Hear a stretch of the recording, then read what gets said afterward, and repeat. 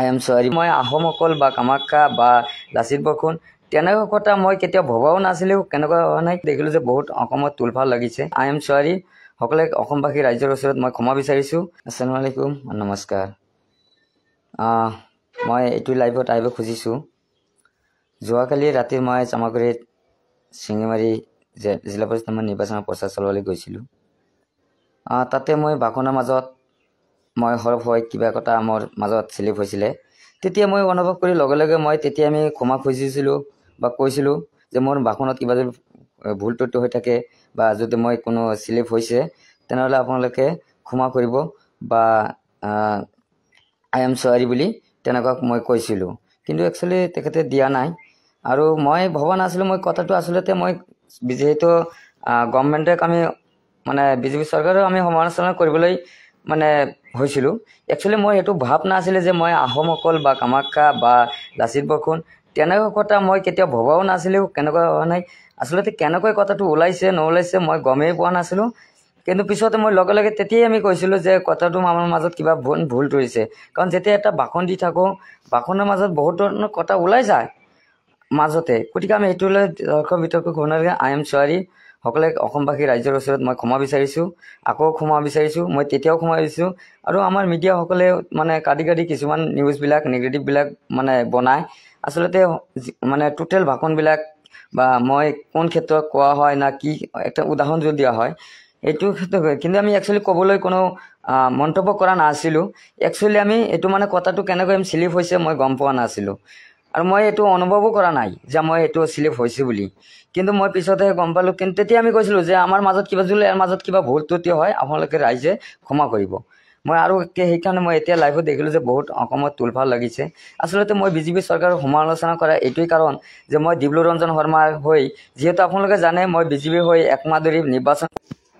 সকলোৱে জানে মই বিজেপিৰ হৈ নিৰ্বাচন প্ৰচাৰ চলাবলৈ গৈছোঁ কিন্তু আপোনালোকে সকলো ঠাইতে দেখিছে চুকুৱালী সদায় বিজেপিৰ হৈ কাম কৰি আহিছিলে কিন্তু চুকুৱালীক আজিলৈকে নিজৰ এটা থকা ঘৰ বুলি আজিলৈকে বনাই দিব পৰা নাই আজি মই নিজে ৰুম ভাড়া থাকোঁ দুবাৰকৈ মোক জেলত ভৰাই দিলে গতিকে মই অস্তিত্ব হৈ আছোঁ যে মই এতিয়া কি খাম বা কেনেকৈ চলিম বা কি কৰিম গভৰ্ণমেণ্টে বহুত ধৰণে সহায় কৰে কিন্তু মই ইমান কষ্ট কৰাৰ পিছতে আমাৰ চৰকাৰে আমাক কোৱা নাই আমি ডিব্ৰু হৈ আমি গৈছিলোঁ ডিব্ৰুকে আমি জিকাই আনিছিলোঁ বা ৰাইজে জিকাই আনিছিলে মোক কথাবিলাক দিছিলে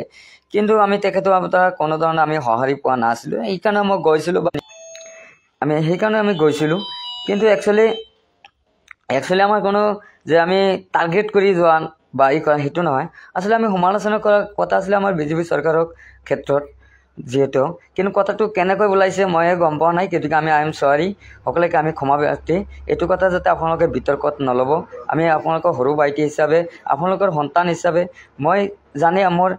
আমাক আপোনালোকে ইনকুৱাৰী কৰক যে চুকুৱালী কিবা আছে নেকি থকা মোক চুকুৱালী এজন দুখীয়া বা চুকুৱালীক মাৰিব পাৰে চুকুৱালী জেলত দিলেও চুকুৱালী এই কথাটো ওলাই নাহিব যদি মই যি কথাটো কৈছোঁ ক্ষমা বিচাৰিছোঁ যদি আপোনালোকে ক্ষমা নকৰে তে কোনে ক্ষমা কৰিব আৰু ক্ষমা যদি আজি এই কথাটো ঘূৰাই কেতিয়াও নাহে যে কিন্তু মই সেইটো ক্ষমা খুজিছোঁ মই কিন্তু কথাটো আপোনালোকে চুকুৱালী আচলতে দুখীয়া হয় বহুত কষ্ট কৰি আছোঁ চুকুৱালী চাহ দোকানত তেতিয়া মানে মই আপোনালোকে জানে মই চাহ দোকান কৰিলোঁ চাহ দোকানো বন্ধ হ'ল মোৰ কেঁচৰ পৰিবলৈ আছে মোৰ নিজে মাক মানে খৰচ দিব নোৱাৰোঁ বহুত কষ্টৰ মাজতে আমি জীৱন যাপন পাৰ কৰি আছোঁ মই বাৰম্বাৰ মাননীয় মুখ্যমন্ত্ৰী কৈছিলোঁ যে মোক কিবা এটা চাই দিয়ক কিবা এটা ব্যৱস্থা কৰি দিয়ক আজিলৈকে আমাক দিয়া নাই আমাক যিমান য'ত মিটিং হৈছে নিৰ্বাচনী আহিছে লোকসভা মই সকলো ঠাইতে নিৰ্বাচনৰ প্ৰচাৰ চলাবলৈ গৈছিলোঁ কিন্তু আমাক কোনেও মানে আমাৰ যিখিনি আমাক সহায় দিব লাগিছিল বা যিখিনি সহায় কৰিব লাগিছিল কৰা নাই তথাপি মই লাগিছিল কিন্তু মই ডিব্ৰু তাত গৈছিলোঁ জিকাইছিলোঁ কৰা নাই কিন্তু মইতো চলিব লাগিব বা খাব লাগিব যদি পেট আছে গতিকে আপোনালোকে মই এইটোৱে ক্ষমা বিচাৰিছোঁ আপোনালোকে কাটৰ আহ্বান কৰি আপোনালোকে যাতে মই কথাটো কোৱা নাছিলোঁ যদি কথাটো ওলাইছে গতিকে আমি সকলোৰে কাছে ক্ষমা প্ৰাৰ্থী জনাইছোঁ অসমবাসী ৰাইজৰ ওচৰত তো মই এইটো কথা আচলতে আৰু মানে কথাটো বহুত ধৰণৰ আছিলে কথা কিছু মানে এইটোৱেই তে মই দীঘলীয়া নল'লোঁ নেটৰ কিবা প্ৰব্লেম হৈ আছে